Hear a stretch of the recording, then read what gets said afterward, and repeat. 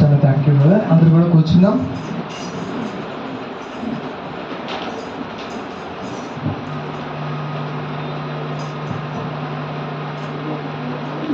మంచిదండి. వచ్చిన మీ అందరూ కూడా నా హృదయపూర్వక వందనాలు చెల్లిస్తున్నాను. అందరూ బాగున్నారని నమ్ముతున్నాను. దేవుని స్తుతిస్తూ ఉన్నాను. మంచిది. ఒక చిన్న వాక్యం చదువుకొని మనం కొన్ని నిమిషాలు ధ్యానం చేసుకుందాం. అందరూ కూడా 103వ కీర్తన తీద్దాం. 103వ కీర్తన 7వ వచనం చదువుకుందాం. ఆయన మోషేకు తన మార్గములను తెలియజేసెను, ఇశ్రాయేలు వంశస్థులకు తన క్రియలను కనపరచెను. ప్రార్థన చేసుకుందాం. మహాపరిశుద్ధుడా తండ్రి, నీకు స్తోత్రం చెల్లిస్తున్నాను. వాక్యమైన దేవుడు ప్రభా, అయ్యా తండ్రి, నైనా వాక్యము శరీరధారి అయి ప్రభా కృపాసత్య సంపూర్ణుడిగా ఈ లోకానికి వచ్చిన్నావు.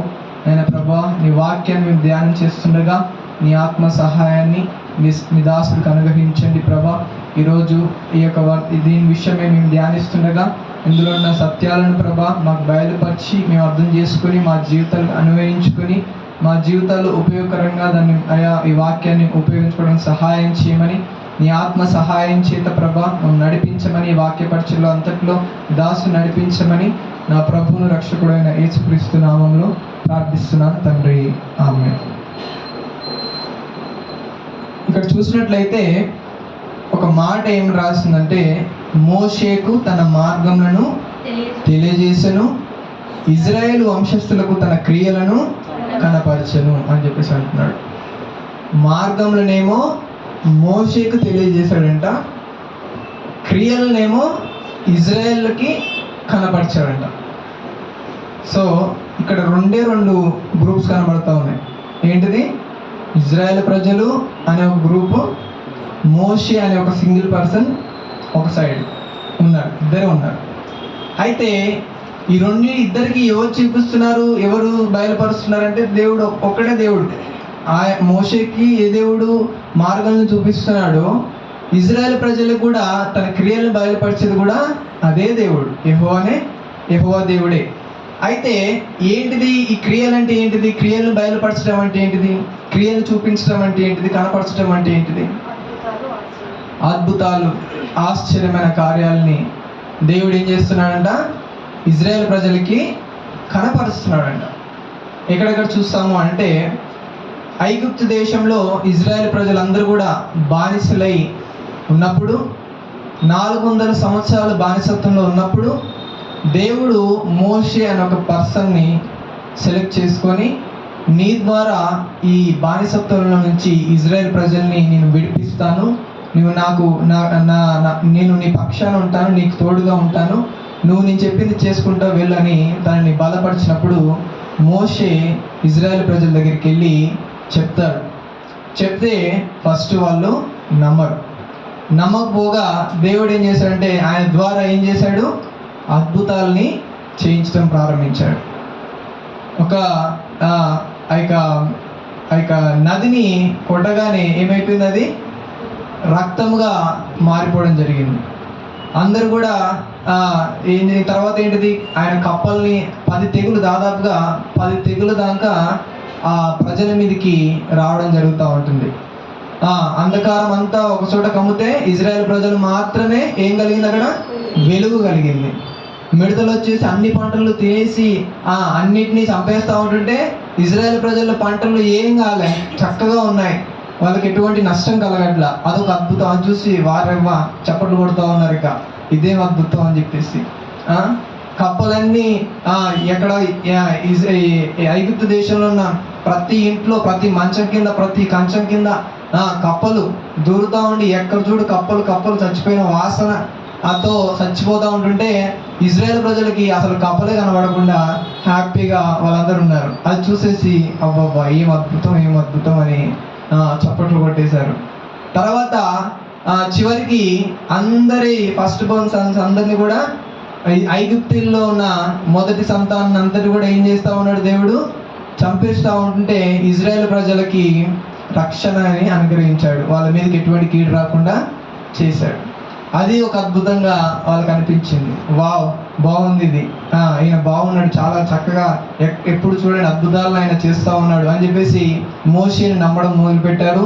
మోషే చెప్పినట్టుగా వినడము ప్రారంభించారు. ఎంతో మొండి వాళ్ళని ఐగుప్తుల దగ్గరికి వెళ్ళి వెండి బంగారాలు తీసుకొని రండి, వాళ్ళు మీకు ఇస్తారు అని చెప్పేసి అనగానే అందరు మంచి సంకలు కూతుకుంటే వెళ్ళిపోతారు. ఆడవాళ్ళందరూ కూడా వెళ్ళిపోయి, అమ్మ ఎన్ని రోజులు పని చేసాం కదా, పూజలు చేసుకొని వస్తాము, అదంటే బంగారం ఇవ్వండి, వెండి అని అంటే అందరూ కూడా ఇచ్చేశారు. నిజానికి కొడుకు చనిపోయిన బాధల్లో ఉన్న కుటుంబాలు అవన్నీ జనరల్గా అవి ఇస్తారా? ఆ బాధలు ఉన్న వాళ్ళు ఇలాంటివి చేస్తారా? కానీ అక్కడ కూడా ఒక అద్భుతం, అది కూడా వాళ్ళ దగ్గర ఉన్న బంగారం వెండి అంతా కూడా ఏం చేశారు, ఆ ఇజ్రాయెల్ ప్రజలకి ఇచ్చేసారు. అవన్నీ కూడా మూటలు మూటలు మోసుకుంటా, అబ్బా బాగుంది, ఇంకా మేము ధనవంతులం అయిపోయాం అని చెప్పేసి హ్యాపీగా బయలుదేరడం మొదలుపెట్టారు. దాని తర్వాత ఏం చేశాడు, వాళ్ళని తీసుకెళ్తా ఉంటుంటే ఎర్ర సముద్రం దగ్గరికి తీసుకెళ్ళడం మొదలు పెడతారు. దేవుడు తీసుకెళ్తే అక్కడికి పోగానే వాళ్ళకి మళ్ళా ఒక డౌట్ వస్తుంది, ఇక్కడికి తీసుకొచ్చాడు, ఇక్కడ మార్గం లేదు కదా, అసలు ఇక్కడ త్రోవ లేదు కదా, ఇక్కడేం తీసుకొచ్చాడు, ఇన్ని రోజులు అద్భుతాలు చేస్తూ ఉంటుంటే ఏదో గొప్ప శక్తి ఉన్నది దగ్గర అని చెప్పేసి మేము వచ్చాము, తీరా చూస్తే ఇక్కడ సముద్రం దగ్గర తీసుకొచ్చాడు, ఇక్కడ చంపడానికి తీసుకొచ్చాడా అని చెప్పేసి అక్కడ ఏం చేశారు, ఇక సనగడం మొదలుపెట్టారు, గొనుక్కోవడం మొదలుపెట్టారు. అయితే దేవుడు అన్నాడు, ఈరోజు నా రక్షణను మీరు చూస్తారు అని చెప్పేసి అక్కడ కూడా ఒక అద్భుతం చేశాడు. ఎర్ర సముద్రాన్ని చీల్స్తే ఆ మధ్యలో నుంచి వాళ్ళందరూ కూడా నడుచుకుంటూ వెళ్ళిపోవడం జరుగుతుంది. అదంతా చూసేసి ఇది కలనా నిజమా, మేము సముద్రంలో కూడా నడవడం ఏంది, ఈ నదులన్నీ కూడా ఒక వాల్స్ లాగా, ఒక గోడల్లాగా నిలిచిపోవడం ఏంటి అని ఇట బిత్తరపోయి చూసుకుంటా ఆశ్చర్యంగా వెళ్ళిపోయి దేవుని స్తుతిస్తూ దేవుని అదని చెప్పేసి హల్లెలూయా పాడుకుంటూ హ్యాపీగా బయటికి వెళ్ళిపోయారు. వెళ్ళిపోయిన తర్వాత అద్భుతాలు చూసిన వాడికి ఎవడైనా మర్చిపోతాడు జీవితంలో? ఇక అట్లాంటి అద్భుతాలు చూస్తే అసలు ఎవడైనా మర్చిపోతాడా? మనం చిన్న చిన్న అద్భుతాలకే ఉప్పొంగిపోతూ ఉంటాము. ఎవరు చూడని అద్భుతాలు ఎవరు చూశారండి? ఇజ్రాయెల్ ప్రజలు చూశారు. ప్రపంచంలో ఏ మనుషుడు చూడని అద్భుతాలని ఇజ్రాయెల్ ప్రజలు చూశారు. బయటికి వెళ్ళిపోయిన తర్వాత ఇక అద్భుతాలు అలవాటు అయిపోయాయి. ఇక ఏంటి అద్భుతాలు అలవాటు అయిపోయి ఇక ఎవ్రీ టైం వాళ్ళకి మిరాకిల్ కావాల్సిందే, ప్రతిరోజు ఒక తమాషా చూడాల్సిందే. వాళ్ళు చూడకపోతే ఇక వాళ్ళకి ఒంటి పట్టదు. అసలు ఏది అంత బోర్ కొడుతూ ఉంది, ఏదో ఒకటి చెయ్యి, ఏదో ఒకటి మిరాకిల్ చెయ్యి అని మళ్ళీ ఎంటపడడం. ఇక ఆకలి అవుతుంది, మధ్యాహ్నం అయిపోయింది, గిన్నెలు ఖాళీగా ఉన్నాయి, టెంగ్ టెంగ్ అని కొడుతూ ఉన్నారు, అరుస్తూ ఉన్నారు. ఇక్కడ తీసుకొచ్చి ఆకలితో చంపుతావా అని మళ్ళా ఏడుస్తూ ఉంటుంటే ఇక మళ్ళీ మోసే ప్రార్థన చేయగానే మన్నను కురిపిస్తారు. మన్నను కురిపించిన తర్వాత అదే అద్భుతం. ఏంట్రా ఇది ఎప్పుడు చూడలేదు, ఇది కొత్తగా ఉంది, ఇది మాంసమా లేకపోతే కూరగాయలా, అయ్యో అర్థం కావట్లేదు అని చెప్పేసి గిన్నెలు తోడుకొని పోతున్నారు, తింటున్నారు శుభ్రంగా. కొన్ని రోజులు తినగానే ఇక మళ్ళీ బోర్పడి మళ్ళీ అద్భుతం కావాలి, కొత్త అద్భుతం కావాలని చెప్పేసి ఏం చేశారు, ఇక రోజు మన్నను పెట్టి చంపుతా ఉన్నావు, మాకు మాంసం కావాలి. ఎంత చక్కగా ఐగుప్తులో ఆ కుండల దగ్గర కూర్చొని ఉల్లిపాయలు దోసకాయలు కొరుక్కుంటూ తిని ఎంత హ్యాపీగా ఉండేవాళ్ళం. వీడికి వచ్చి ఏదో ఇది రుచి లేదు పస లేదు, ఏదో మన్నా అని చెప్పేసి పెడతా ఉన్నాడు అని చెప్పేసి మళ్ళీ అదొక మొక్క పెట్టేసి అద్భుతం కావాలంటే బూరెలు అన్నింటినీ కూడా పంపిస్తారు. పక్షుల్ని బూరెలు అంటే పూరెలు పంపించేస్తే అవన్నీ కూడా చచ్చిపోతే అవన్నీ తీసుకొని మరలా అది ఉడకకుండానే లాక్కొని తింటున్నారంట. అసలు ఎట్ట తింటున్నారంటే అసలు జీవితంలో ఎన్నడూ మాంసం తినడం నాటిగా తింటా ఉన్నట్టు ముక్కలో వస్తుందంట, అసలు తోస్తూనే ఉన్నారు. ఇక మళ్ళీ దొరుకుతుందో లేదో అని చెప్పేసి తింటుండే చచ్చిపోయారంట సగం మంది. అదే అయిపోయిన తర్వాత మళ్ళీ అద్భుతం కావాలి, రోజు ఇది మళ్ళీ మాకు కొత్త అద్భుతం కావాలి, మళ్ళీ కొత్త అద్భుతం కావాలి, వాటర్ లేవు, వాటర్ కావాలంటే మళ్ళా బండ నుండి నీళ్ళు తీసుకొస్తే మంచి శుభ్రంగా తాగారు. దాని తర్వాత అది అద్భుతం అయిపోయింది, మళ్ళీ ఇంకోటి కావాలి. కానాన్ దేశానికి వెళ్ళాలి, మేము తీసుకెళ్తానంటే వామ్మ అక్కడ తీసుకెళ్ళి అమ్ముతావా? అలా వాళ్ళందరూ ఒక్కొక్కడు ఇంత హైట్ ఉన్నాడు, 10 ఫీట్లు ఉన్నారు ఒక్కొక్కరు. మేమేమో మిడతల్లా ఉన్నాం వాళ్ళ చుట్టూ, మమ్మల్ని చంపడానికి తీసుకొచ్చారు, అక్కడ సమాధులు లేవని ఇక్కడ తీసుకొచ్చి చంపడానికి చూసారా అని చెప్పేసి మరలా అనుకోవడం మొదలు పెట్టారు. అద్భుతాలు చూస్తూనే ఉన్నారు. బట్ ఏమైపోయిందండి? ఏం ప్రయోజనం లేకుండా అయిపోయింది. విశ్వాసము ఆ అద్భుతాల వల్ల ఎటువంటి విశ్వాసం వల్ల కలగలేదు. అద్భుతాలు చేస్తూ ఉంటుంటే వాళ్ళకి ఇంకా తమాషలా ఉంది. అది ఒక సర్కస్లో చేస్తున్నట్టుగా, ఒక ఏదో సినిమా చూస్తున్నట్టుగా అనిపిస్తూ ఉంది. ఇంకా కొత్త సినిమా కావాలి, కొత్తగా కావాలా, కొత్తగా ఏదో చేయాలి, మేము మా కంట్లకి ఇంపుగా కనిపించాలి అని ప్రతిరోజు ఒక అద్భుతాన్ని ఎక్స్పెక్ట్ చేస్తున్నారే తప్ప how God is doing it, దేవుడు ఎంతగా ఎలా చేస్తున్నాడు ఇట్లాంటి కార్యాలు, మనల్ని కాపాడుతున్న ఈ దేవుడు, మనల్ని పోషిస్తున్న దేవుడు ఎట్లాంటి వాడు అని ఆలోచించట్లేదు. వాళ్ళకి ఆలోచించట్లేదు.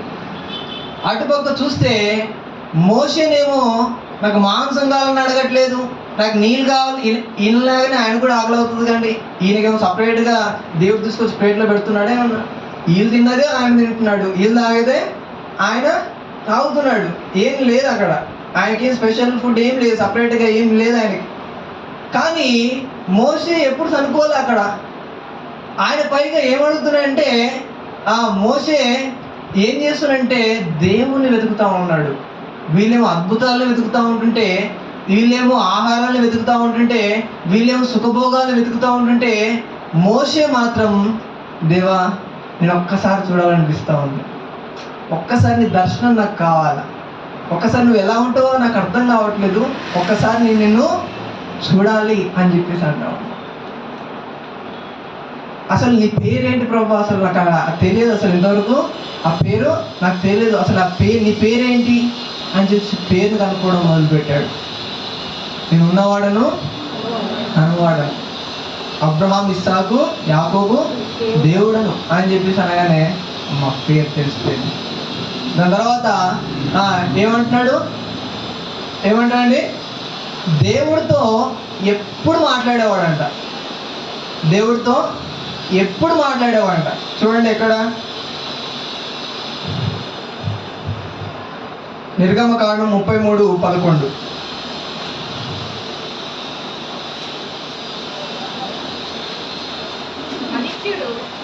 మనుష్యుడు తన స్నేహితునితో మాట్లాడినట్లు యెహోవా మోషేతో ముఖాముఖిగా మాట్లాడుతున్నాడు. వీళ్ళేమో మాంసాల కోసము, కూల్ డ్రింక్ల కోసము, రకరకాల ఫుడ్ ఐటమ్స్ కోసము వీళ్ళు తహతహలాడుతూ ఉంటుంటే, మోషేనేమో దేవుని తెలుసుకోవాలని తప్పిస్తూ ఉన్నాడు. దేవుడు ఎలా ఉంటాడు, దేవుడు ఎలా మాట్లాడతాడు, దేవుడు ఎలాగా ఆయన క్యారెక్టర్ ఉంటుంది అని ఈయన స్టడీ చేయడం మొదలు పెడతా ఉన్నాడు. Is not expecting any miracle from God, in spite of it ఈయన ఏం చేస్తున్నాడంటే ఈ వాంట్స్ టు నో గాడ్, దేవుని తెలుసుకోవాలని ఆశిస్తూ ఉన్నాడు.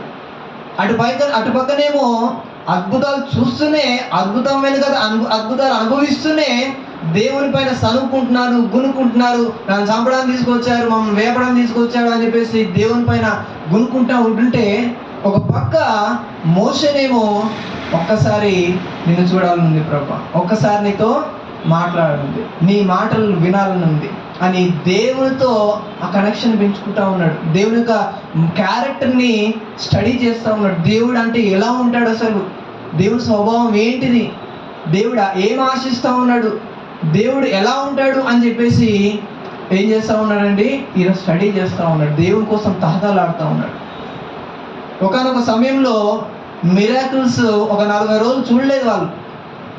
మోషే దేవుడు 10 ఆజ్ఞలు ఇస్తాను రా అని చెప్పేసానంటే ఆయన ఆజ్ఞలు ఎలా ఉంటాయో అని చెప్పేసి ఇట్లాంటి మాటలు ఆయన చెప్తాడు అని చెప్పేసి 40 రోజులు తిండి తిప్పలు లేకుండా దేవుడి సన్నిధిలో ఆయన వేడుకొని ప్రార్థన చేస్తూ ఉన్నాడండి. ఒక రోజులోనే ఏమి దేవుడు దర్శనం చేసి 10 ఆజ్ఞలు ఇవ్వలే, 40 రోజులు ఉపవాసం ఉండి ఆకలి దప్పులతోటే ఏం చేశాడు, ప్రార్థన చేస్తున్నాడు. నీ మాటలు వినాలి ప్రభా, నువ్వేం ఎక్స్పెక్ట్ చేస్తున్నావు మా నుంచి, నీ ఆజ్ఞలు ఎలాంటివి మాకు తెలియచేయి, మేము దాన్ని ఫాలో అవుతాము, నీ క్యారెక్టర్ ఏంటి, నువ్వేం ఎక్స్పెక్ట్ చేస్తున్నావు అని చెప్పేసి ఈ మోషే దేవుడి సన్నిధిలో ప్రార్థన చేస్తూ ఉంటుంటే, వీళ్ళు తిని తాగి బాగా కొవ్వెక్కిపోయి ఏం చేస్తూ ఉన్నారు, ఎక్కడ పోయాడ్రా ఈ మోషే, అసలు కనపడట్లేదు, 40 రోజుల నుంచి ఒక అద్భుతం లేదా, ఏం లేదా, ఈ తమాష చూడడానికి ఏం కనబడతలేదు. అసలు మోషే ఎక్కడ పోయాడో ఆయన దేవుడు ఎక్కడ పోయాడో అర్థం కావట్లేదు. ఈ తలలోపు మనకి ఎందుకని ఈయనతోటి మరలా వెనక్కి వెళ్ళిపోదాం. మనని మన దేవుడు ఎవరు అంటే ఏం చెప్పుకున్నాం? ఇక మన దేవుడు ఎట్లాగో ఈ మోసే దేవుడు ఏమైపోయాడు మనకు తెలియదు, ఇక మనమే ఒక దేవుని తయారు చేసుకుందాం అని చెప్పేసి వాళ్ళే ఏం చేశారండి, వాళ్ళ దగ్గర ఉన్న బంగారాన్ని, దేవుడిచ్చిన బంగారాన్ని అంతా కూడా ఉపయోగించి ఏం చేశారు, ఒక దూడని తయారు చేసుకుని, ఇదే మమ్మల్ని ఐగుప్తు నుండి బయటకు తీసుకొచ్చింది, ఇదే మమ్మల్ని మన్నాతో పోషించింది, ఇదే మమ్మల్ని ఆ దాహాన్ని ఇచ్చింది అని చెప్పేసి ఏం చేస్తూ ఉన్నారు, ఇక దాన్ని దూడని పూజ చేస్తూ ఉన్నారు, దూడని ఆరాధిస్తూ ఉన్నారు. 40 రోజులు మోషే లేకపోతే ఇలా పరిస్థితి. 40 రోజులు దేవుడు అద్భుతాలు చేయకపోతే వాళ్ళ పరిస్థితి ఇది. మనుషులు అద్భుతాల మీద ఆధారపడినప్పుడు, అంటే వాళ్ళ అవసరత తీర్చితేనే తప్ప దేవుడిగా చూడినప్పుడు మనుషులు ఏమైపోతారంటే తప్పిపోతూ ఉంటారు. ఈ యొక్క లోకంలో కూడా ఈ యొక్క విగ్రహారాధన సరే ఏదైనా సరే ఎలా వచ్చిందనంటే వారి యొక్క అవసరతలు తీర్చుకున్నప్పుడు ఏది తీరుస్తుందో దాన్ని దేవుడు అనేసారు. ఇక ఏది తీరుస్తుందో దాన్ని దేవుడు అనేసారు. చీకటైంది, చీకట్లో ఏం కనబడట్లేదు, పనులు చేసుకోవాలా, అది లైట్ కావాలా మనకి. లైట్ ఏది ఇచ్చింది? ఇక సూర్యుడు ఇచ్చాడు. కథం, ఈయన్నే మన దేవుడు రా, మొక్కండి రా అని చెప్పేసి సూర్య భగవాన్ అని చెప్పి మొక్కడం. దాహం వేస్తుంది, నీళ్ళు కావాలా, దప్పిక తీరాలా, నదులు ఉన్నాయి, సముద్రాలు ఉన్నాయి, ఇవి మన దాహాన్ని తీరుస్తున్నాయి కాబట్టి ఇదే దేవుడు మొక్కండి రా అని చెప్పేసి దాన్ని మొక్కడం మొదలు పెట్టారు. చెట్టు నీడనిస్తుంది, ఆక్సిజన్ ఇస్తుంది, ఇక మన అవసరతలు తీరుస్తుంది కాబట్టి ఇదే దేవుడు రా బాబు మొక్కండి రా అని చెప్పి దాని చుట్టూ దారాలు చుట్టుకోవడం, ఇక మొక్కుకోవడం చేస్తా ఉన్నాడు. ఒకరోజు నేను 2 రోజుల్లో ఉన్నప్పుడు మా ఇంటి పక్కన ఒక ఆంటీ ఉండేది. ఆమె ఏం చేసేదంటే తులసి మొక్క పెట్టుకునేది అనమాట. ఆ కుండీలో పెట్టుకొని రోజు దానికి ఇక మినరల్ వాటర్ పోసేది, దానికి ఇక దారాలు చుట్టేది, ఇక కొబ్బరికాయలు కొట్టేది, ఏదో పూలు అన్నీ వేసుకొని ఏదో చేసేది, ఇక అగరబత్తులు పెట్టేది. ఇక ఆ వాసన చచ్చిపోయేవాడిని. ఇక ఒకరోజు ఏమైందంటే అది చచ్చిపోయింది. ఆ తులసి మొక్క ఎండిపోయింది అనమాట. ఎండిపోయింది, ఏం చేయాలో అర్థం కావట్లేదు అన్న, ఇది చచ్చిపోయింది, నాకు బాధ అనిపిస్తూ ఉంది అన్నాడు. అంటే దానికి మీరు మినరల్ వాటర్ పోస్తే ఏముంటుందండి, దాంట్లో అదే ఫిల్టర్ వాటర్ పోస్తే ఏముంటుందండి, దానికి బోర్ నీళ్ళు పోయాలా, ఆ చెట్టు మొక్కకు కావాల్సింది ఏంటిది, మంచి ఇది కుళ్ళిపోయిన టమాటాలు ఉల్లిపాయలు అన్నీ దాంట్లో వేస్తే దానికి మినరల్స్ అవన్నీ వస్తాయి అంటే చూసి అట్లా చేస్తారు. దేవుడు అట్లా చేస్తారా, దేవుడికి అలాంటివి పెడతారా అంటుంది, దేవుడికి అలాంటివి పెడతారా అంటుంది. అంటే దేవుడు చచ్చిపోతాడా నేను, అది చచ్చిపోయింది కదా, చెట్టు చచ్చిపోయింది అంటే దేవుడు చచ్చిపోతాడు, కానీ దేవుడు మాత్రం మీరు దాన్ని దేవుడు చేశారండి, అది చెట్టులాగా చూస్తే ఆ చెట్టులాగా బతికేది చక్కగా, మీరు దాన్ని దేవుడు చేశారు కాబట్టి అదేమైపోయింది, చచ్చిపోయింది. దానికి బోర్ వాటర్ పోయకుండా, దానికి సరిగా పెండ పేడ ఏం వేయకుండా అన్ని పెట్టేస్తే అది చచ్చిపోయింది అని చెప్పేసి అనేసరికి నువ్వు అట్లా అనకు బాధ చేస్తాను అని అంటా ఉంది. అంటే నేను అన్నా అదే, జనరల్గా దేవుడు అనేవాళ్ళు మనల్ని బ్రతికించగలరు, కానీ మనం దేవుని బ్రతికించడం ఏంది అసలు? దేవుడు అనేవాడు మనల్ని బ్రతికిస్తాడు జనరల్గా, మనం దేవుని బ్రతికించడం ఏంటి? మనము జంతువులను బ్రతికిస్తే ఆ దేవుడు ఎట్ట అవుతాడు? మనని బ్రతికించేవాడు దేవుడు, కానీ మనం బ్రతికించేవాడు కాదు అని చెప్పేసి అనగానే ఆ రోజు నుంచి మాట్లాడడం మానేసింది. ఇక సత్యం ఎవరికైనా సరే ఇష్టంగా అనిపించదు. వాళ్ళ యొక్క మైండ్ ఏది అనిపిస్తుందో ఆ నమ్మకానికి అది మన కళ్ళ ముందు అది అబద్ధంగా కనిపిస్తున్నా సరే మూర్ఖంగా కొంతమంది దాన్ని ఫాలో అయిపోతూ ఉంటారు. ఇక్కడ ఇజ్రాయెల్ ప్రజలు కూడా క్లియర్గా వాళ్ళ కళ్ళ ముందు కనిపిస్తూ ఉంది, దేవుని స్వరాన్ని వింటూ ఉన్నారు. ఒకరోజు దేవుడు మాట్లాడుతూ వామ్మో మేము వినలేము, మోసే నువ్వే పోయి మాట్లాడి ఏం చెప్తున్నాడో విని మాతో చెప్పు నేను వింటాము అని చెప్పేసి అన్నారు. అంటే దేవుని యొక్క వాయిస్ వాళ్ళు వింటున్నారు, దేవుని యొక్క స్వరాన్ని వారు వింటున్నారు. స్టిల్ దేవుణ్ణి వాళ్ళే తయారు చేసుకున్నారు, వాళ్ళే ఒక దేవుణ్ణి తయారు చేసుకున్నారు. మనుషులుగా మనకు కూడా తెలియకుండానే కొన్నిసార్లు కొంతమందిని దేవుని చేసేస్తూ ఉంటాం.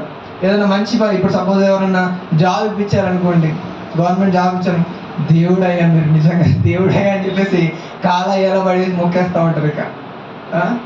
ఇక స్టేటస్ పెట్టుకుంటారు, మా దేవుడు అని చెప్పేసి ఆయన ఫోటో పెట్టి. మనుషులు దేవుడు చేసేస్తాం. ఎందుకు చేస్తున్నారు? వాళ్ళ అవసరం తీరుస్తున్నారు. అంటే అవసరం తీర్చే ప్రతిదీ దేవుడు అయితే అసలు ఈ భూమి మీద దేవుడు లేనివాడు ఎవడు ఉన్నాడు? అందరు దేవుడు అయిపోతాడు. ఎవడు వాడే దేవుడు. ఇక దేవుడు అన్ని అవసరాలు తీర్చడానికి ఆయన ఆల్రెడీ ముందుగానే పెట్టాడు. నీ అవసరం కోసమే మనిషిని దేవుడు ఫస్ట్ తయారు చేశాడండి. ఫస్ట్ దేవుడు మనిషిని తయారు చేశాడా? మొత్తము 7 రోజుల సృష్టిలో ఫస్ట్ దేవుడు మనిషిని తయారు చేశాడా? లేదు. ఫస్ట్ మనిషికి కావలసిన అన్ని సిద్ధపరిచిన తర్వాతనే మనిషిని తయారు చేశాడు. మనిషి ఉండడానికి నేల కావాలి, భూమి ఆకాశాల్ని సృజించాడు. వెలుగులు కావాలి, ఆయన పడుకోవడానికి నిద్ర లేవడానికి ఒక రోజులు అనేవి ఏర్పడాలి, అవన్నీ చేశాడు. ఆయన తినడానికి ఉండడానికి ఆ యొక్క పళ్ళు పొలాలు ఇవ్వడానికి చెట్లు కావాలి, అవన్నీ ఇచ్చాడు. వర్షం కావాలి, ఇచ్చాడు. మేఘాలు కావాలి, ఆ యొక్క సర్క్యులేషన్ కావాలంటే, రీసైక్లింగ్ కావాలంటే, వాటర్ ఇట్లా పడిపోవాలి, వస్తూ ఉండాలి, ఇవన్నీ కావాలంటే ఇవన్నీ ముందుగా క్రియేట్ చేసిన తర్వాతనే, అంటే మనిషికి అవసరమైన అన్ని క్రియేట్ చేసిన తర్వాతనే దేవుడు మనిషిని చేశాడు. ఇప్పుడు ఆ అవసరాలు తీర్చేవాడు నువ్వు దేవుడు అని అంటే ఇంకా దేవుడే ఏమైపోవాలి? దేవుడే నిజమే ఆ వాటిని చేసిన వాడు ఏమైపోవాలి? ఇక్కడ చూస్తే అద్భుతాలను వెతికే వాళ్ళు ఇలాగే చేస్తారు. వాళ్ళకి అద్భుతం జరగకపోతే వేరే సోర్స్ని చూసుకుంటారు, ఇక వేరే దేవుడిని వెతికేస్తూ ఉంటారు. వాళ్ళకి వెంటనే మిరాకిల్ జరగకపోతే కథం వేరే దారిలోకి వెళ్ళిపోతూ ఉంటారు. ఎందుకంటే వాళ్ళు డిపెండ్ అయ్యింది దేని మీద అంటే అద్భుతాల మీదనే డిపెండ్ అయి ఉన్నారు, తమాషాల మీదనే వాళ్ళు డిపెండ్ అయి ఉన్నారు. యేసు ప్రభు కాలంలో కూడా అంతే. యేసు ప్రభుని ఎందుకు వెంబడించేవాళ్ళు ఆ రోజుల్లో? ఆయన చెప్పే మాటల్ని వినేసి జీవితాన్ని మార్చుకోవడానికి కాదు. రొట్టెలు చేపలు మంచిగా పంచి పెడతా ఉంటాడు, శుభ్రంగా వండుకునే పరిస్థితే లేదు, ఆయనతో పాటు పోతే చాలు, ఆయన చూసుకుంటాడు మిగతాదంతా కూడా అని చెప్పేసి ఆయనంటూ వచ్చేసేవాళ్ళు. ఆహారం కోసం తిరిగేవాళ్ళు. ఒకరోజు అంటాడు, నువ్వు ఆ ప్రవక్తవి అయితే, నువ్వు నిజంగా దేవుని కుమారుడివి అయితే మోషే మన్నాను పంపించిన ఆ రోజు నువ్వు మాకేం పంపిస్తావు అని అంటా ఉన్నారు యేసు ప్రభుని. వాళ్ళు అప్పటికి చూశారు, కుంటి వాళ్ళు నడవడం చూశారు, గుడ్డి వాళ్ళు చూడడం చూశారు, మూగు వాళ్ళు మాట్లాడడం చూశారు, చచ్చిపోయిన వాళ్ళు తిరిగి లేవడం కూడా వాళ్ళు చూశారు. స్టిల్ వాళ్ళకి అద్భుతాలు కావాలి. ఏంటిది? మోషే ఆ రోజు మన్నాను పంపించాడు, నువ్వు కూడా ఏదో ఒకటి పంపి అప్పుడు మేము నమ్ముతాం. ఆకాశం నుండి మాకు ఒక సూచక్రియని చూపించి అప్పుడు మేము నమ్ముతాం అనడం మొదలుపెట్టారు. అప్పుడు యేసు ప్రభు చేయలేదు, వాళ్ళు కావాలని చేయలేదు, వాళ్ళు నమ్మలేదు. ఆఖరికి సిలువ వేయండి అని చెప్పేసి కేకలు వేసేసారు. ఎవరు వాళ్ళందరూ? అద్భుతాలు అనుభవించిన వాళ్ళే సిలువ వేయమని కేకలు వేసింది. అద్భుతాలు చూసిన వాళ్ళే ఆయన శిక్షించండి, ఆయన చంపండి అని చెప్పేసి అరిచింది. ఎంత డేంజరస్గా ఉన్నారంటే మనుషులు, ఎంత ఘోరంగా ఉన్నారు. కానీ మోషే అద్భుతాల వెంట పోలే, కార్యాల వెంట ఆయన పోలే. అసలు దేవుడు ఏంటో తెలుసుకోవాలంటే తహతహలాడాడు ఆయన. దేవుడు అంటే ఏంటిదో అర్థం చేసుకోవడానికి వెంబడించాడు ఆయన. ఒకరోజు తెలుసుకున్నాడు, దేవుడు పరిశుద్ధుడు అని తెలుసుకున్నాడు. హల్లెలూయా, హల్లెలూయా. మోషే అని చెప్పేసి కొండ మీద నుంచి ఒక స్వరం వినబడతా ఉంది. ఎవరబ్బా అని చెప్పేసి చూస్తే అక్కడ ఆ పొద నుండి మంట వస్తూ ఉంది, అగ్ని మండుతూ ఉంది. ఏంటిది అద్భుతం అని చెప్పేసి చెప్పులు వేసుకొని పోతూ ఉంటుంటే ఆ దేవుడు అంటాడు, ఇది పరిశుద్ధమైన స్థలము, నీ యొక్క జోళ్ళని విప్పి రా అని చెప్పేసి అని అంటాడు. అప్పుడు అర్థమైంది, మన దేవుడు పరిశుద్ధుడు, ఆయన పరిశుద్ధుడు కనుక మీరు పరిశుద్ధులై ఉండండి అని చెప్పడం మొదలుపెట్టాడు. ఇక మన దేవుడు పరిశుద్ధుడు, పాపం లేనివాడు అని చెప్పేసి మోషే అర్థం చేసుకుంటా ఉన్నాడు. మోషే ఆ ఎర్ర సముద్రం అక్కడ ఏదో వేరే దారి నుండి వెళ్ళొచ్చు ఈ కానాను వెళ్ళాలంటే, కానీ ఎర్ర సముద్రం తీసుకొచ్చినప్పుడు మోషే మనసులో ఏం చూస్తున్నాడంటే దేవుని పైన డౌట్ పడట్లే, ఆయన ఎదురు చూస్తున్నాడు దేవునికి మార్గం ఎలాగ చేస్తాడు, అసలు ఇలాంటి పరిస్థితుల్లో దేవుడు ఎలాగ ఓపెన్ చేస్తాడు వేని అని చెప్పేసి ఎంతో ఆసక్తితో ఎదురు చూస్తూ ఉన్నాడు. ఆయనలా సనగలేదు, ఇక్కడ తీసుకొచ్చేవాడి ప్రభు మాకేం అర్థమవుతలేదు అనలే. ఆయన ఆ పరిస్థితుల్లో కూడా I want to see how God opens when there is no way, అసలు మార్గమే లేనప్పుడు ఆయన మార్గం ఎలా తీస్తాడు మనం చూడాలి ఈరోజు అని చెప్పేసి ఎంతో ఆశతో ఆయన ఏం చేస్తున్నాడు, ఎదురు చూస్తూ ఉన్నాడు. ఈలో సనుగుతూ ఉంటుంటే he is seeing for God's way, ఎట్లాగా ఆయన మార్గం తెలుస్తాడు అని చెప్పేసి ఎదురు చూస్తూ ఉన్నాడు. మోషే ఈ always searching for the lord, దేవుని కోసమే వెతికాడు. మిరాకిల్స్ కోసం ఆయన ఎప్పుడు వెతకలే, మిరాకిల్స్ చేయమని ఆయన ఎప్పుడు కూడా అడగల. ఒకరోజు అడుగుతాడు, ఇక ఏమంటాడంటే దేవుడు వీళ్ళపైన బాగా కోపం వచ్చేసి మీరు వీళ్ళని తీసుకొని వెళ్ళిపో, వాళ్ళకి పితరులకు నేను ప్రమాణం చేశాను కదా, ఇజ్రాయెల్ ప్రజల్లోకి ఆ ల్యాండ్ ఇస్తానని చెప్పాను కదా, కానాన్ దేశాన్ని నేను ఇచ్చేసాను, మీరు తీసుకెళ్ళిపో వాళ్ళని అందరినీ అని చెప్పేసి మోషేతో అంటే, మోషే ఇక ఆయన బాధ కాదు, ఇక చూద్దాం ఒకసారి సంఖ్యాకాండము కాదండి, నిర్గమకాండము 33:11 11 కాదు, ఒక్క నిమిషం 15 అనుకుంటా.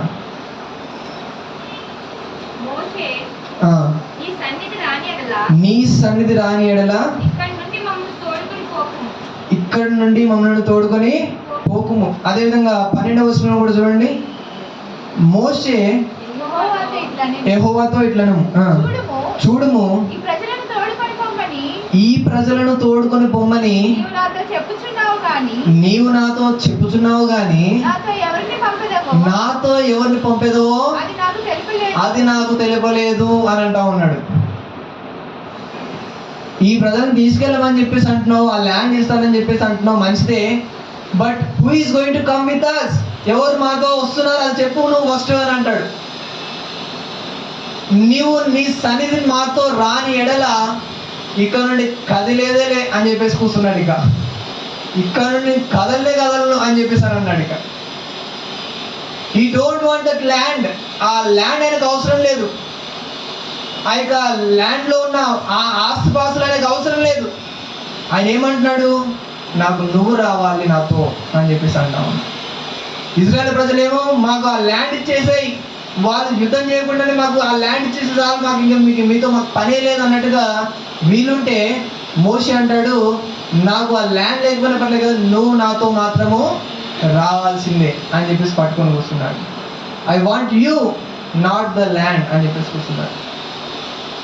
కొన్ని పిల్లల విషయంలో కూడా కొన్నిసార్లు చూసినప్పుడు అర్థమవుతూ ఉంటుంది ఎంత ప్రేమ ఉంది తండ్రి మీద అని చెప్పేసి. కొన్నిసార్లు కొన్ని అబ్జర్వ్ చేసినప్పుడు కొన్ని అర్థమైపోతూ ఉంటాయి అన్నమాట. ఒక బ్రదర్కి 2 కొడుకులు ఉన్నారు. అయితే చిన్నపిల్లలే. అయితే వాళ్ళ డాడీ ఈవినింగ్ రాగానే బిస్కెట్లు వాళ్ళకి ఆడుకోవాల్సిన వస్తువులు పట్టుకొని వస్తాడు. పట్టుకొని రాగానే కీకింగ్ అని చెప్పేసి ఆరం కొట్టగానే ఇక 2 పిల్లలు అక్కడ అనుకుంటా అడవాడు చేసుకుంటా ఇటు చాలా చిన్నవాడు, ఇక నడవలేడు సరిగా, ఇట్ట అనుకుంటా ఏదో వస్తా ఉన్నాడు. ఇక కొద్దిగా పెద్దోడు 2 సంవత్సరాలు ఉన్నాడు, కొద్దిగా నడవగలుగుతున్నాడు, ఒక 3 సంవత్సరాలు ఉన్నాడు. వాడు అక్కడక్కడ నడిచేసి డాడీ అని చెప్పేసి పరిగెత్తా ఉన్నాడు. పరిగెత్తి ఆడేం చేశాడంటే డాడీ చేతులు ఉన్న కవర్లు పట్టుకొని బాగా ఇక పరిగెత్తిగా ఉరుకుతున్నాడు. ఆ కవర్ పట్టుకొని ఏం తీసుకొచ్చాడు పట్టుకొని వెళ్ళిపోతున్నాడు. ఈ పిల్లాడు ఈ పట్టుకొని పోవాలని చూశాడు, చిన్నపిల్లాడు. ఆడు అయిపు చూడకుండా డాడీ ఎత్తుకో అని చెప్పేసి వెళ్ళిపోతా ఉన్నాడు. వీడికి ఆ వస్తువులతో పనిలే, వాడికి ఏం కావాలా, డాడీ కావాలా. వీడు మాత్రం వస్తువులు కావాలని ఎత్తుకుతా ఉన్నాడు. ఏం తీసుకొచ్చాడు నాతో, ఏం తీసుకొని కవర్లు ఏమన్నా ఇవి చూసుకుంటున్నాడు, పట్టుకొని పోతున్నాడు తప్ప డాడీని హక్ చేసుకోవడము, డాడీకి ముద్దు పెట్టడము వీడికి ఏం లేదు. వీడికి వస్తువులే కావాలి, డాడీ నుండి వచ్చే ఆస్తులే కావాలి, డాడీ నుంచి వచ్చే ఆ బ్లెస్సింగ్లే కావాలి తప్ప డాడీ అవసరం లేదు. కానీ ఈ చిన్నపిల్లాడు చూస్తే ఆయన దగ్గర ఏం లేకపోయినా, ఆయన చేతుల్లో ఏం లేకపోయినా సరే డాడీ అని చెప్పేసి ఆయన కాలు గట్టిగా పట్టేసుకొని ముద్దించుకుంటా డాడ్ని లవ్ చేస్తూ ఉన్నాడు. we can see the difference యాక్చువల్గా. విశ్వాసులు కూడా అలాగే అయిపోయారు. దేవుడి నుండి ఆశీర్వాదాలనే ఆశిస్తూ ఉన్నారు, దేవుడి నుండి దీవెనలే ఆశిస్తూ ఉన్నారు. దేవుడికి మందిరానికి ఎందుకు వస్తున్నావు అంటే నాకు పిల్లలు కావాలని వస్తున్నాను. దేవుడి మందిరానికి ఎందుకు వస్తున్నట్టే నాకు జాబ్ కావాలని వస్తున్నాను. దేవుడి మందిరానికి ఎందుకు వస్తున్నా అంటే నాకు ఈ యొక్క సీట్ కావాలని వస్తున్నాను, నాకు ఇక ర్యాంక్ కావాలని వస్తున్నాను, నాకు ఈ యొక్క ఇలాంటి సంబంధం కావాలని వస్తున్నాను అని చెప్పేసి దేవుడి నుండి ఆశీర్వాదాల కోసమే మందిరానికి వచ్చే వాళ్ళు బోల్డ్ అంతమంది ఉన్నారు. 90% అలాగే ఉన్నారు. 90% of the church congregation are coming to the church only for the miracles from the God. దేవుడి నుండి ఆశీర్వాదాల కోసమే చాలామంది దేవుని మందిరానికి వస్తున్నారు. కానీ దేవుడు అంటే ఇష్టంగా దేవునిలో ఉన్న ఆ ప్రేమను, దేవునిలో ఉన్న ఆ యొక్క అద్భుతాల్ని, దేవునిలో ఉన్న దేవుని వాక్యం మన సత్యాన్ని గ్రహించాలి, దేవునిలో నేను ఎదగాలి, దేవుని వాక్యంలో నేను ఎదగాలి అనే ఆశతో చాలా తక్కువ మంది వస్తారండి. చాలా తక్కువ మంది వస్తారు. ఇన్ కేస్ పుస్తకం వాళ్ళకి ఆ ఇక గర్భఫలం అనేది రాలేదే అనుకో, కథ ఇంకా బోనాలు ఎత్తుకు తిరుగుతూ ఉంటాడు. ఒక ఆయన అట్లాగే చేశాడు. ఒక 2 సంవత్సరాలు వచ్చాడు, పిల్లలు కావాలని చెప్పేసి ప్రార్థన చేయండి బ్రదర్, దేవుడు ఇస్తాడని పాస్టర్ గారు అన్నాడు. వచ్చాడు, మంచిగానే పాటలు పాడేవాడు, చక్కగా ఎంజాయ్ చేసేవాడు అంతా. ఇక ఒక 2 సంవత్సరాలు దాకా చూసేసి బంధువులందరూ అన్నాడు, అందులో పోయినాక ఏమొచ్చిందిరా నీకు, అందులో పోతే ఏం ఆశీర్వాదం వచ్చిందిరా నీకు అని చెప్పేసి అనగానే ఏం రాలేదని చెప్పేసి మరలా కథం బొట్లు బోనాలు పెట్టుకొని తిరుగుతూనే ఉన్నాడు. ఇక కథం ఇక బంద్. బాప్టిజం ఎక్కడ పోయిందో అంతే, ఎక్కడ పోయింది కథం. వాళ్ళు ఎందుకు వస్తున్నారు అని అంటే ఆశీర్వాదం కోసమే వస్తున్నారు. దేవుడికి తెలియదా అండి మనిషి యొక్క మనసు ఏంటో? దేవుడికి తెలియదా?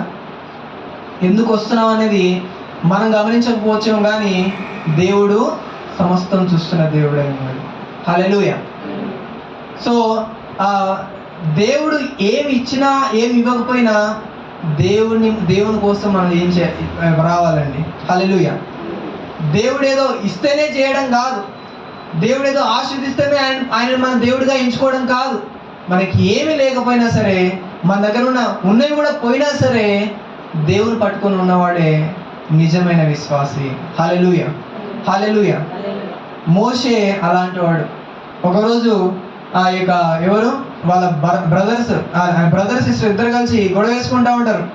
నువ్వేనా లీడర్ అవి, మేము కాదా, నీ కూడా ప్రాఫెసీస్ చెప్తా అక్క అంటది, నేను కూడా ప్రాఫెసీస్ చెప్తా, నేను కూడా ప్రవక్తని, పైగా నీకంటే వయసులో పెద్దదాన్ని, నేనే లీడర్ని నీకంటే, నువ్వేంటిరా నువ్వు పెద్ద ఓవరాక్షన్ చేస్తున్నావు, నువ్వు పెద్ద లీడర్గా ఫీల్ అవుతున్నావు, మా మీద పెత్తనం చేయించడం ఏంటి, నువ్వు చెప్తే మేము చేయడం ఏంటి అని చెప్పి తిరుగుబాటు చేశాడు. ఒక పక్క అన్న, నేను యాజకుడిని, నా తర్వాతనే ఎవరైనా సరే దేవుడు నన్ను అభిషేకించాడు, నీ మాట మీ మీద వినాలి అని చెప్పేసి తిరుగుబాటు చేశారు. ఎవరిపైనండి? సొంత తమ్ముడి పైన. ఓడ్చుకోలేకపోయారు, ఇంట్లో ఉన్న వాళ్ళు ఓడ్చుకోలేకపోయారు ఒక లీడర్గా ఆ పొజిషన్ చూసి. అప్పుడు దేవుడు ఒక మాట అంటాడు, చక్కటి మాట అంటాడు, చూద్దామండి.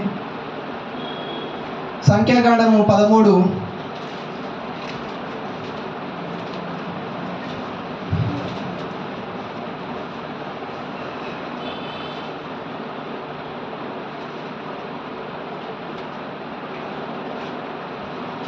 కాదండి, ఒక నిమిషం.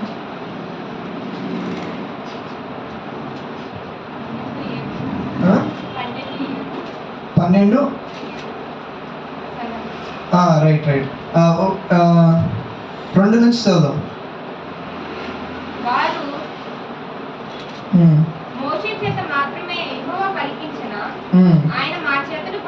మా చేతును పలికించలేదా అని చెప్పుకొనగా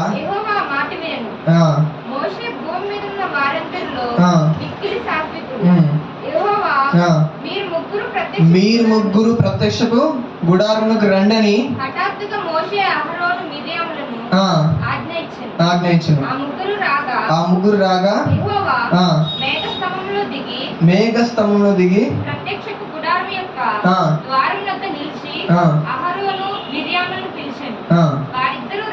వారిద్దరూ రాగా ఆయన నా మాటలు వినడి, మీలో ప్రవక్త ఉండిన ఎడల యెహోవానగు నేనే నేను దర్శనమిచ్చి అతడు నన్ను తెలుసుకున్నట్లు కలలో అతనితో మాట్లాడుదును. అయితే నా సేవకుడైన మోషే అట్టివాడు కాడు. అతడు నా ఇల్లంతటిలో నమ్మకమైన వాడు. గూఢ భావములతో కాదు, దర్శనమిచ్చి ముఖాముఖిగా అతనితో మాట్లాడుదును అంటా ఉన్నాడు. హల్లెలూయా. మిగతా ప్రవక్తలతో నేను గూఢ భావాలతో నేను మాట్లాడతాను, దర్శనాల్లో కళల్లో కొన్నిసార్లు నేను వచ్చి మాట్లాడతాను. కానీ నా సేవకుడైన మోషే అట్లాంటి వాడు కాదు. అతనితో ఎట్లా మాట్లాడడం తెలుసా? Face to face. అది డిఫరెన్స్ మీకు ఆయనకి అని చెప్పేసానంట. హల్లెలూయా. ఒక స్నేహితుడు మాట్లాడినట్టుగా మాట్లాడతాడంట. ఒక ఫ్రెండ్ కూర్చొని పక్కపక్కనే కూర్చొని ముచ్చట్లు పెడతా ఉంటారు చూడండి, అలా మాట్లాడతాడంట. ఎవరితోటి? మోషేతోటి మాట్లాడతారు. అట్లాంటి ప్రవక్త మన తర్వాత ఎవరు కనిపించలేదు భూమి మీద. అలాంటి ప్రవక్త మరలా కనిపించలేదండి. ఎంతోమంది ప్రవక్తలు వచ్చారు, ఎంతోమందితో మాట్లాడాడు, అప్పుడప్పుడు అక్కడక్కడ మాట్లాడడం జరిగింది దేవుడు. కానీ ముఖాముఖిగా ఒక స్నేహితుడితో కూర్చొని మాట్లాడుతున్నట్టుగా సంభాషణ, వర్డ్ టు వర్డ్ అడుగుతా ఉన్నాడు, ఆయన జవాబు చెప్తున్నాడు, అడుగుతా ఉన్నాడు, ఇట్లా ఎప్పుడు జరగలే హిస్టరీలో. ఓన్లీ మోసెస్ ద్వారా జరిగింది. హల్లెలూయా, హల్లెలూయా. మోషేతో అట్లాంటి రిలేషన్షిప్ దేవుడికి ఉంది, ముఖాముఖిగా మాట్లాడే రిలేషన్షిప్. మనం ప్రార్థనలు చేసి చేసి నోరెండిపోయి మాట్లాడు ప్రభా అని చెప్పేసి 2 రోజులు మాట్లాడకపోతే గతం పక్కన పడేసి ఈ మాట్లాడలేదు మనతోటి మాట్లాడు అని చెప్పేసి వెళ్ళిపోయే రోజులు మనకి. కానీ మోషే దగ్గరకు వచ్చేసరికి face to face every day మాట్లాడుతూ ఉండేవాడు. ఎందుకో తెలుసా?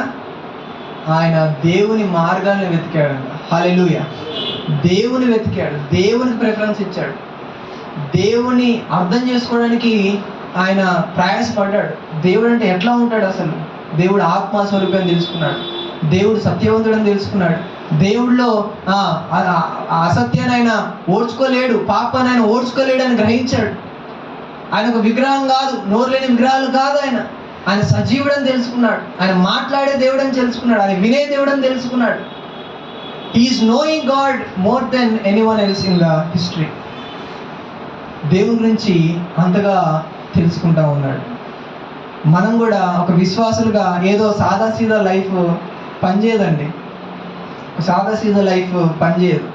ఈ లోకంలో ఒక ప్రభావవంతమైన లైఫ్ జీవించాలి అంటే we must be like Moses.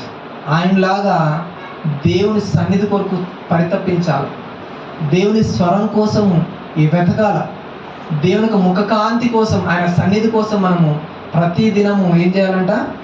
వెతకాలి. అప్పుడే మనం ఆయన స్వరాన్ని వినగలుగుతాము. ఆయన ఆలోచనలు మన జీవితానికి ఏం ఆశిస్తున్నాడు, మన జీవితం నుంచి ఏం చేయడానికి మనల్ని పుట్టించాడు అనేది మనం అర్థం చేసుకోగలుగుతాము. మనం వెళ్ళాల్సిన మార్గాలు ఏంటిది, మన లైఫ్కి ఏ మార్గాలు దేవుడు ఏర్పాటు చేశాడు అనేది అర్థం చేసుకోగలుగుతాము.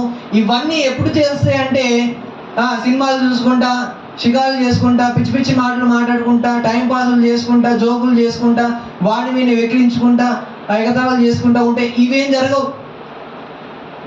దేవునితో సావాసం కలిగి ఉన్నవాడికి వాడి జీవితంలో ఎటు వెళ్ళాలో వాడికి అర్థమవుతుంది, వాడి ప్రయాణం ఎటో వాడికి తెలుస్తుంది. మోషే అలాంటి వాడండి. అందరు ప్రవక్తల్లా కాదు, ఈ స్పెషల్ అంటున్నాడు, దేవుడే అంటున్నాడు అన్నమాట. నా సేవకుడు ఇల్లంతట్లో నమ్మకమైన వాడు. దేవుడు సాక్ష్యం ఇస్తాడు. మోషే ఏమనలేదు పాపం. వాళ్ళ అక్క వాళ్ళ అన్న తిడతా ఉంటుంటే, దూషిస్తూ ఉంటుంటే నోరు మెదపలే, అట్లాగే సైలెంట్గా ఉన్నాడు. దేవుడు వచ్చేసి ఆయన పక్షాన్ని వచ్చి మాట్లాడుతూ ఉన్నాడు. ఎవరు అనుకుంటున్నావు? ఆయన ఈజ్ మై సర్వెంట్.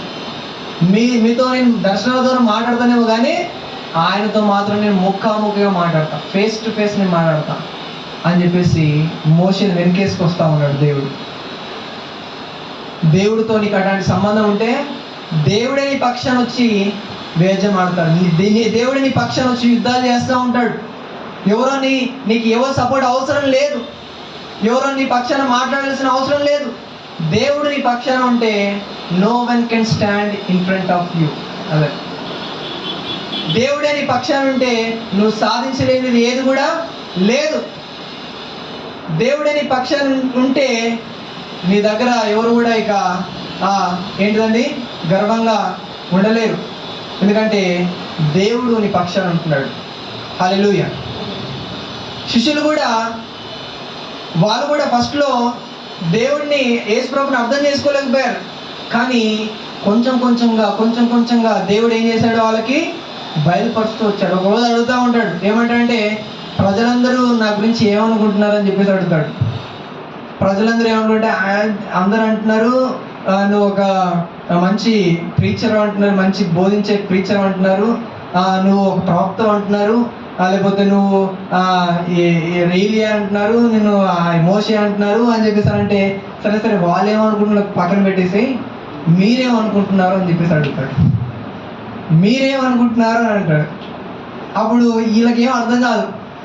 ఒకడు లేచి నిలబడి అంటాడు, ఏమంటాడు, నువ్వు సర్వోన్నతుడైన దేవుని కుమారుడవు అని చెప్పేసి అని అంటాడు. హల్లెలూయా, హల్లెలూయా.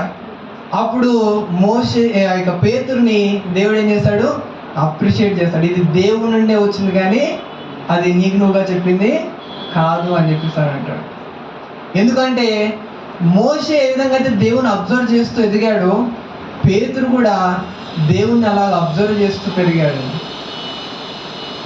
పేతురు కూడా ఎన్నో తప్పులు చేశాడు మధ్యలో, బట్ ఆ తప్పులలో కూడా దేవుని అర్థం చేసుకుంటూ ఎదిగాడు. దేవుడి చేత తిప్పి తిన్నవాడు కూడా ఆయన్నే ఎక్కువ. దేవుడి చేత సాతానాన్ని కూడా అనిపించుకున్నాడు ఒకనొక సమయంలో. సాతానా అంటే అసలు ఎవరన్నా ఊరుకుంటారంటే అసలు ఆ మాట ఇక్కడ ఎవరు అనాలే కథ ఇక వెంటనే గొడవకి దిగేస్తూ ఉంటారు. అలాంటిది అన్ని రోజులు తిరుగుతున్న వ్యక్తిని, ఆయన ఇంట ఉంటున్న వ్యక్తిని, ప్రధాన 3 persons ద మోస్ట్ దగ్గరగా ఉండే ముగ్గురులో ఫస్ట్ పర్సన్ అయిన పేతుర్ని సాతానా వేసాడు డైరెక్ట్ ఒకటేసారి. ఆయన హట్ కాలేదు ఆ మాటకి. నన్ను సాతానా అంటావా, అసలు నేను ఉండనే ఉండ అని చెప్పేసి వెళ్ళిపోలేదు ఆయన. అట్లాగే ఉన్నాడు. ఎందుకంటే ఆయనకు తెలుసు దేవుడు ఎంత ప్రేమమయుడో ఆయన అనుభవించాడు. ఆయన కోపము క్షణం మాత్రమే ఉండదు కానీ ఆయన ప్రేమ, ఆయన దీర్ఘశాంతము శాశ్వత కాలం ఉంటుందని ఆయనకు తెలుసు. హల్లెలూయా. ఏదో దేవుడికి చిన్న దెబ్బ కొట్టగానే ఇక దేవుడిని కొట్టేశాడు అని చెప్పేసి వెనకాల వెళ్ళాల్సిన అవసరం లేదు. ఆయన కోపము క్షణం మాత్రమే. హల్లెలూయా. ఒక చోట అంటాడు, దేవుడు అంటాడు, హెబ్రీయులకు రాసిన పత్రికలో అంటాడు, ఆయన తను ప్రేమించిన కుమారుని గద్దిస్తాడంట, బెత్తం వాడతాడంట, శిక్షిస్తాడంట, ప్రేమించిన వాడినే. అంటే నీకు దెబ్బలు తగులుతున్నాయి, నీ జీవితంలో ఎదురు దెబ్బలు అవుతున్నాయి అని అంటే God is loving you, God is correcting you అని అర్థం చేసుకోవాలి. హల్లెలూయా. కొడుతున్నాడే అని చెప్పేసి ఇంకా నా జీవితంలోకి ఎప్పుడు ఇంతే అని చెప్పేసి వెళ్ళిపోయావా, ఇంకా నీ జీవితంలో ఎప్పుడు నువ్వు ఆ బంధాన్ని తెచ్చుకోలేవు. మళ్ళీ సాతాను చేతిలో పడితే మళ్ళీ అంత క్లోజ్నెస్ మళ్ళీ నీకు రాదు ఎప్పటికీ. అర్థం చేసుకోండి, దేవుడు ఏం చేస్తున్నాడు, ఆయన మార్గాలు ఏంటివి అని అర్థం చేసుకోండి, ఆయన దారులు ఏంటి, ఆయన ఎట్లాంటి కార్యాలు చేస్తాడు అని మనం అర్థం చేసుకున్నప్పుడు ఆయనకు దగ్గరగా అవుతూ ఉంటాం. ఎన్ని శ్రమలు వచ్చినా సరే, హల్లెలూయా, ఎన్ని బాధలు వచ్చినా సరే ఆయన ఏంటో నీకు అర్థమైనప్పుడు ఆయనకు దగ్గరగా అవుతూ ఉంటాం. ఇంతకుముందు ఒకసారి మీతో చెప్పాను అనుకుంటా, ఇది knowing about God and knowing God. చాలాసార్లు మనము యేసు ప్రభు గురించి తెలుస్తూ ఉంటుంది. చాలా చెప్పాను అనుకుంటా మీకు కూడా, మరొకసారి చెప్తాను.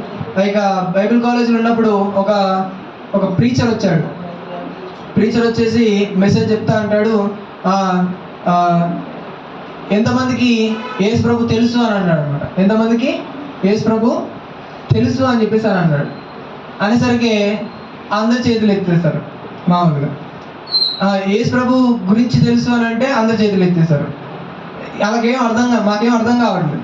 అయితే ఆయన ఏమన్నాడంటే ఒకరోజు కేసీఆర్ ఎంతమందికి తెలుసు అని అన్నాడు అనమాట. కేసీఆర్ ఎంతమంది తెలుసు అంటే కేసీఆర్ ఒకటి తెలియదు, మా సీఎం మా యొక్క తెలంగాణకి హెడ్ అని చెప్పేసి అందరూ కూడా చేతులు ఎత్తేసారు అనమాట. మీకు తెలుసా అంటే తెలుసు సార్ ఎలాంటి అడుగుతున్నారు అని చెప్పేసి అన్నారు. అంటే ఆయన అన్నాడు ఒకసారి ఫోన్ నెంబర్ ఇయ్యి అని చెప్పేసి అన్నాడు. ఒకసారి ఆయన ఫోన్ నెంబర్ ఇయ్యి అని అన్నాడు. మా దగ్గర ఎందుకు ఉంటుంది సార్ ఆయన ఫోన్ నెంబర్ అని అన్నాడు. సరే ఆయన ఎన్ని గంటలకు లేస్తాడు పొద్దున్నే అని అన్నాడు. మాకెంత తెలుసు సార్ ఆయన ఎన్ని గంటలకు లేస్తాడు అని అన్నాడు. ఆయన పొద్దున పూట ఏ టిఫిన్ బాగా ఇష్టపడతాడు అని చెప్పేసి అన్నాడు. మాకేం తెలుసు సార్ అని చెప్పి. ఏ బట్టలు ఎక్కువ ఇష్టపడతాడు, ఎక్కడ ఉంటాడు ఎక్కువగా, మనకేం తెలీదు. మరి తెలుసు అన్నారు కదా అంటే తెలుసు సార్ అంటే అది తెలుసు అనకూడదు. ఆయన గురించి మీకు తెలుసు, ఆయన తెలియదు. ఆయన గురించి మీకు తెలుసు. ఎట్లా తెలుసు?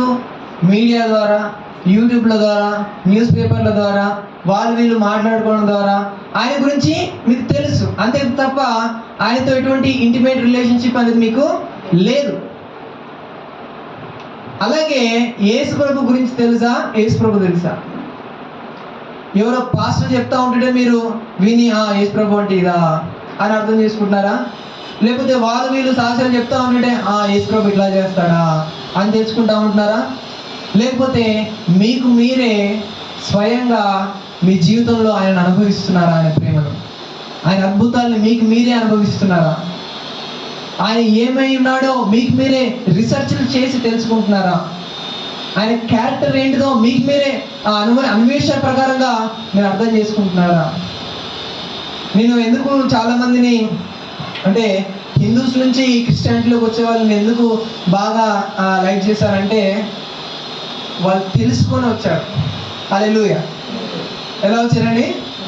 వాళ్ళు స్వయంగా వాళ్ళ జీవితంలో అనుభవించి ఆయన ఏంటో రుచి చూసి దేవుళ్ళలోకి వచ్చారు. బై బర్త్ క్రిస్టియన్స్ అంటే మేము అంటాం కొంతమంది. బై బర్త్ క్రిస్టియన్స్ అండి,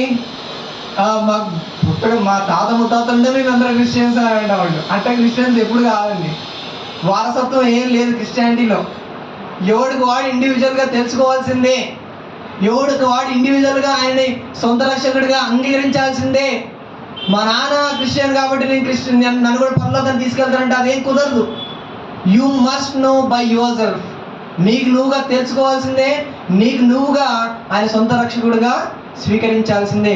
ఎవరికో రక్షణని పట్టుకొని మా డాడీకి ఇట్లా చేశాడు, మా అమ్మకి ఇట్లా చేసింది, లేకపోతే మా తాత ఇట్లా చేసిండు, లేకపోతే మా ఫ్రెండ్కి ఇలా చేశాడు కాదు. నీకేం చేశాడు? నువ్వేం తెలుసుకున్నావు? ఆయన ఎలాంటి వాడు నువ్వేం అనుభవించాలి జీవితంలో. That makes difference actually. You must know God, not about God. దేవుని గురించి కాదు నువ్వు తెలుసుకోవాల్సింది, దేవుని తెలుసుకోవాలని నువ్వు. మోషే దగ్గరుండి చూశాడు దేవుడు అంటే ఏంటో. మోషే దగ్గరుండి అనుభవించాడు. ఒకనొక సమయంలో డైరెక్ట్గా నిన్ను చూస్తాననే దగ్గరకు వచ్చేసాడు. నిన్ను చూస్తాను, డైరెక్ట్గా నాకు చూపించాను అంటాడు. వద్దురా ఆయన, నువ్వు చస్తావు, నన్ను చూస్తే నువ్వు చస్తావు. సరే నువ్వు ఎంతగా బతులాడుతున్నావు కాబట్టి నా వీపుని చూపిస్తానని చెప్పేసి ఎంతో కాపుదలతో ఆయనని చూపాడు. అది ఆ కొంచెం చూసిన వాళ్ళు కూడా భూమి మీద ఎవరు లేరు. మోషే ఒక్కడే చూడగలిగాడు. అందరూ దేవుడు మనిషి రూపంలో వచ్చినప్పుడు చూడడము, కళ్ళలో చూడడము, దర్శనాల్లో చూడడం చూశారు. కానీ డైరెక్ట్గా దేవుడి యొక్క మహిమను ఆ కొంచెమైనా సరే, ఒక గోరంతనైనా సరే ఎవరు చూసారంటే భూమి మీద మనుషుల్లో అది మోషే ఒక్కడే చూడగలిగాడు. హల్లెలూయా. ఎందుకు దేవుడు ఆ యొక్క వెసులుబాటు అంటే ఆ ఫ్రీడమ్ మోషేకే ఇచ్చాడు అంటే మోషే అంత క్లోజ్గా ఉన్నాడు దేవుడికి. మోషే అంత ఇష్టంగా దేవుడికి ఉన్నాడు కాబట్టి దేవుణ్ణి చూసే భాగ్యాన్ని ఆయనకి ఇచ్చాడు. నీకు కూడా ఇవ్వగలడు నువ్వు అంత క్లోజ్గా ఉంటే. హల్లెలూయా. ఆయన ఎవరు కూడా పక్షపాతి అయినా కాడు. నువ్వు ఎంత ప్రేమిస్తావో, ఎంత దగ్గరగా ఆయనకుంటావో అన్ని అద్భుతాలు నువ్వు చూస్తావు. అంత గొప్పగా దేవుడు నీతో జీవితాన్ని నడిపిస్తూ ఉంటాడు. హల్లెలూయా. కాబట్టి ఇజ్రాయెల్ ప్రజల్లాగా ఆయన అద్భుతాల కోసం, ఆయన ఆశ్చర్యాల కోసం, ఆయన దీవెన కోసం వెతకండి. ఆయన కోసం వెతకండి. హల్లెలూయా. మోషేలాగా ఆయనను వెతకండి. మోషేలాగా ఆయన సన్నిధిని వెతకండి. మోషేలాగా ఆయన వాక్యాన్ని వెతకండి. హల్లెలూయా. అలా వెతికినప్పుడే దేవుడు నేను ఒక స్పెషల్ పర్సన్గా ఈ భూమి మీద నిలబెట్టగలడు. మిగతా ఉన్న విశ్వాసులందరిలోకి వెళ్ళా నువ్వు స్పెషల్గా ఉండాలి అంటే ఇజ్రాయెల్ ప్రజలు దాదాపుగా 20 లక్షల మంది ఉన్నారు. But Moshe is special to God. ఎందుకంటే ఆయన ఏదో రాజగృహంలో పుట్టాడని కాదు, ఆయన ఏదో హైట్ పర్సనాలిటీ అందంగా ఉన్నాడని కాదు. He love God more than any other. Hallelujah. దేవుని అంతగా ఆయన ప్రేమించాడు, అదే ఆయన స్పెషాలిటీ. నువ్వు అంతగా ప్రేమించడము ఎవరి స్వాధీనం లేదండి, ఎవరు అడ్డుకోలేరు నువ్వు ప్రేమిస్తూ ఉంటే దేవుని. అది నీ చాయిసే. అది if you want to love God you can love God, if you want to hate God you can hate God. It is our choice. Love is our choice. నువ్వు దేవుని ప్రేమించడానికి నువ్వు చాయిస్ తీసుకున్నట్లయితే దేవుని నీ జీవితంలో అద్భుతాలు చేయడానికి ఆయన ఎప్పుడు దగ్గరగానే ఉంటాడు. హల్లెలూయా. కాబట్టి మనందరం కూడా మోషేలాగా ఆయన సన్నిధి వెతుకుదాం. ఇజ్రాయేల్ ప్రజల్లాగా ఆయన అద్భుతాల కోసం కాదు, ఆయన ఆశీర్వాదాల కోసం కాదు, ఆయన కోసం మనం వెతికి ఆయనని అనుభవించి మనం ఈ లోకంలో ఒక స్పెషల్గా జీవితం. దేవుడి మాటలు దీవించుగాక. అందుకు కూడా తల వచ్చినట్టు ప్రార్థన చేసుకుందాం. మహాపరిశుద్ధుడా, ప్రేమల తండ్రి, నీకే స్తోత్రం. మా జీవితంలో కూడా ప్రభువా, నిజమే ఇజ్రాయేల్ ప్రజలు ఎప్పుడు అద్భుతాలను చూస్తూ ఉన్నారు, కానీ దేవుని ఎప్పుడు వాళ్ళు అడగలేదు. దేవా నీ స్వరాన్ని వినిపించని ఎప్పుడు అడగలేదు వాళ్ళు. దేవా మీరు ఒకసారి మాకు కనిపించని ఇజ్రాయేల్ ప్రజలు ఎప్పుడు అడగలేదు అసలు. దేవా మీరు మా నుండి ఏం ఎక్స్పెక్ట్ చేస్తున్నారో అని ఎప్పుడు ఇజ్రాయేల్ ప్రజలు అడగలేదు. ఎప్పుడు ఆహారాన్ని అడిగారు, నీళ్ళని అడిగారు, వస్త్రాలని, ఇళ్ళని, స్థలాలను అడిగారు తప్ప నీవెలా ఉంటావు, నీ స్వభావం ఎలాంటిది, నీ క్యారెక్టర్ ఎలాంటిది అని తెలుసుకునే ప్రయత్నం కూడా వాళ్ళు చేయలేదు. కానీ మోషే నీ మార్గాల్ని వెతికాడు ప్రభు. నువ్వు ఆయనకి ఆ మార్గాన్ని చూపించావు కూడా, నీకు స్తోత్రం. మా జీవితంలో కూడా ఆ విధంగా ఉండడానికి సహాయం చేయండి. మోషేలాగా ప్రభు నిన్ను వెతికే వ్యక్తిగా, నిన్ను వెతికే ప్రజలుగా మమ్మల్ని చేయమని ప్రార్థన చేస్తాం. అందరూ కూడా తల వంచి ప్రార్థన చేసుకుందాం. అందరూ కూడా మిమ్మల్ని మీరు పరిశీలన చేసుకోండి. మనం బల్లోకి వెళ్తున్నాం కనుక ఏ ఒక్కరు కూడా అయోగ్యంగా పాల్పొందకూడదు. ఏ ఒక్కరు కూడా దేవునికి వ్యతిరేకమైన కార్యాలయం చేసినట్లయితే దేవుని సన్నిధిలో ఒప్పుకుందాం, దేవుని అడుగుదాం.